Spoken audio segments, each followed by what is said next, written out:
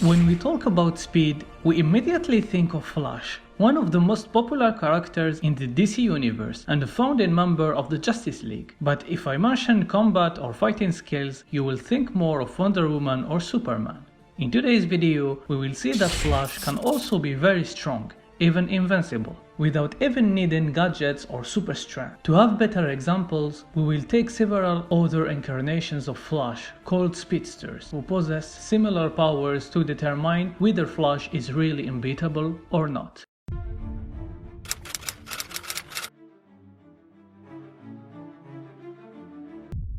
To start, let's take a look at Barry Allen. Being the most well-known Flash, you have probably already seen him in the TV series The Flash or in the Justice League movie. He's the reason for the existence of the Speed Force, which was created when Barry was struck by lightning while he was in his lab. Wait, first of all, do you know what the Speed Force is? Well, in short, the Speed Force is a dimension made of energy where neither space nor time exists. And it is itself what gives speedsters their speed. As Barry is directly connected to the Speed Force, he can use an enormous amount of energy. He not only moves quickly, but also thinks quickly. He is so fast that he can run on water and buildings, vibrate and pass through objects, and his reflexes are so fast that it is almost impossible to beat him in one-on-one fight. To give you an idea of his speed, in issue 89 of GLA, the Flash Wally West saved 500k people from a nuclear explosion in 0.00001 microsecond. Let's do the math. We know that Flash dropped them off at a distance of 35 miles from the explosion site, which is 70 miles per trip. Assuming he sometimes carried 2 people at a time, so let's say that he carried an average of 1.5 people each time. He would have traveled 70 miles more than 350 times, which brings us to almost 25 million miles.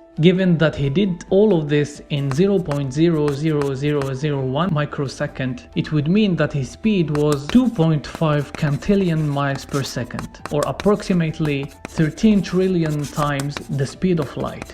That's a little too fast.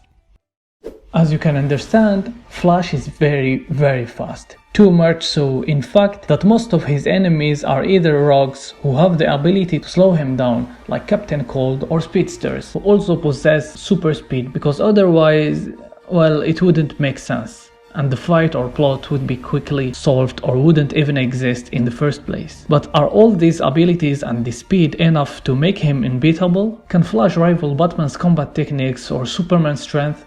Oh, obviously yes. Without speed, strength is not very useful. For example, try throwing a bowling ball without putting too much force into it, and you will see that it will not cause much damage, and you might even catch it. However, if you throw a soccer ball or tennis ball at the speed of light, well, you will disintegrate your opponent, and the ball as well, and generate a nuclear explosion along the trajectory at the same time. The only thing preventing all of this from happening in Flash's case is the Speed Force, protecting its user from evaporating and providing the amount of energy necessary to reach that speed. Yes, because reaching even half the speed of light with Barry's size and weight would require him to consume about 237 trillion calories, and I don't think there will be enough burgers and soda for that.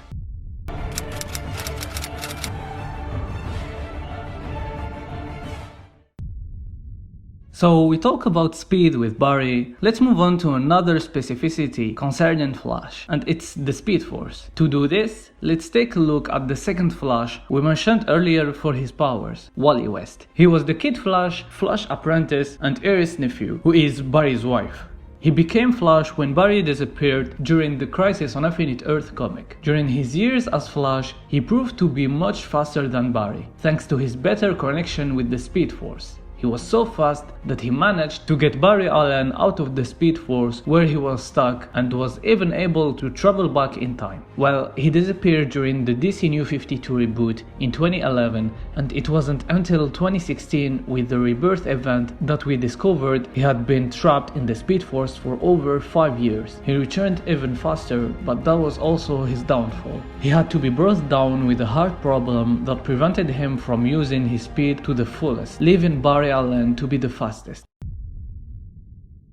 All of this proves just how dangerous a speedster can be. But before we finish, we have to talk about the most dangerous of them, Eobard Thawne, aka Reverse Flash. Being a huge fan of Flash in the future, he attempted the same experiment that gave Barry his powers, and it's by wanting to be like his idol that he becomes his greatest enemy. He created his own source of energy, the negative Speed Force, out of jealousy and resentment. He traveled back in time and killed Barry's mother to get revenge, not realizing that by doing so, he had created Flash. Of course, there are other speedsters who are just as powerful or dangerous, such as Godspeed, who can steal the speed of other speedsters, or Red Death, who is the fusion of Flash and Batman. If you want to learn more about this character, I made a video dedicated to the 7 most dangerous Batmen of the Dark Multiverse. Feel free to check it out.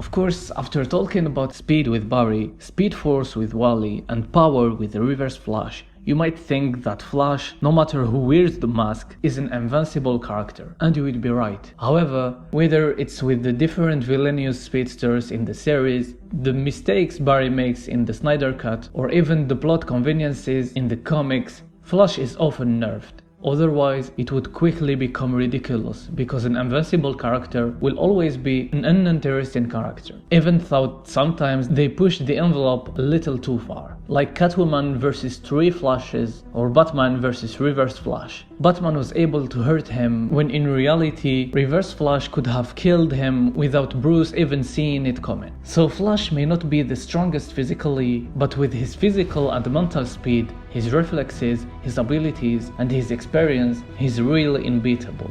Or almost.